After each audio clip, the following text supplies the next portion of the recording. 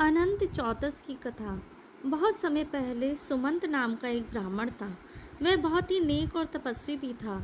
उसने दीक्षा नाम की औरत से विवाह किया था और दोनों को सुशीला नाम की एक पुत्री भी थी।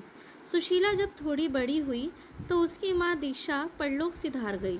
पत्नी की मृत्यु होने के कुछ समय बाद उस ब्राह्मण ने कर्कशा नाम की एक महिला से विवाह कर लिया।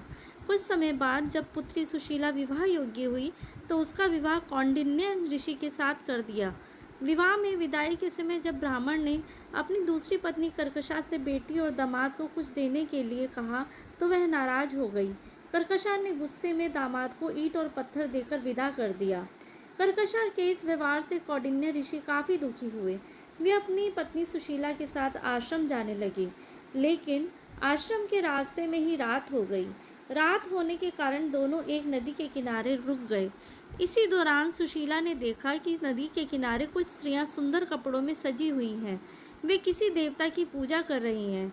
सुशीला उन स्त्रियों के पास गई तो उन्होंने बताया वे अनंत व्रत की पूजा कर रही हैं। उन्होंने उस पूजा की महत्ता के बारे में भी बताया।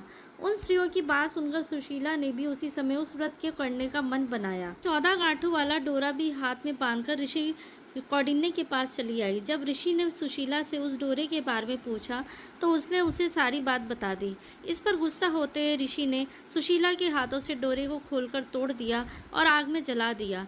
ऐसा करने पर भगवान अनंत जी नाराज हो गए। इसकी वजह से ऋषि ने सारी संपत्ति खो दी।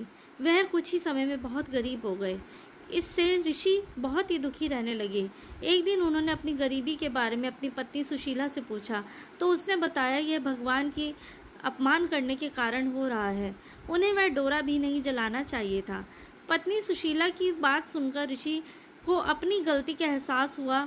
इसका पश्चाताप करने के लिए तुरंत उन्होंने जंगल में चले गए और अनंत डोरे की खोज करने लगे। कई दिनों तक वह जंगल में भटके, लेकिन उन्हें डोरा नहीं मिला। एक दिन जंगल में वो बेहोश होकर गिर गए। तभी उनके सामने भगवान अनंत प्रकट हुए। उन्होंने ऋषि कौंडिन्य से कहा, हे कौंडिन्य, तुम अनजाने में ही सही लेकिन मेरा अपमान किया। उसी की वजह से तुमने ये सारे दुख झेले हैं। अब तुमने अपनी गलती का पश्चाताप किया है, इसलिए अब मैं तुमसे प्रसन्न हूँ। मैं तुम्हें वरदान भी देता हूँ कि जब तुम घर जाकर पूरे विधि विधान से मेरा व्रत करोगे तो मैं अगले 14 सालों में तुम्हारे सारे कष्टों को दूर कर दूंगा। तुम्हारे केवल सुख संपन्न हो जाओगे। भगवान अनंत की बातें सुनकर ऋषि घर गए और विधि विधान से व्रत किया। कुछ दिनों बाद धीरे धीरे उनके सारे कष्ट दूर हो गए। कहानी से सीख, कभी भी किसी का अपमान नहीं करना चाहिए, खास तौर से धर्म से जुड़ी हुई चीज़ों का। ऐसा करने से बुरे परिणाम भी हो सकते हैं।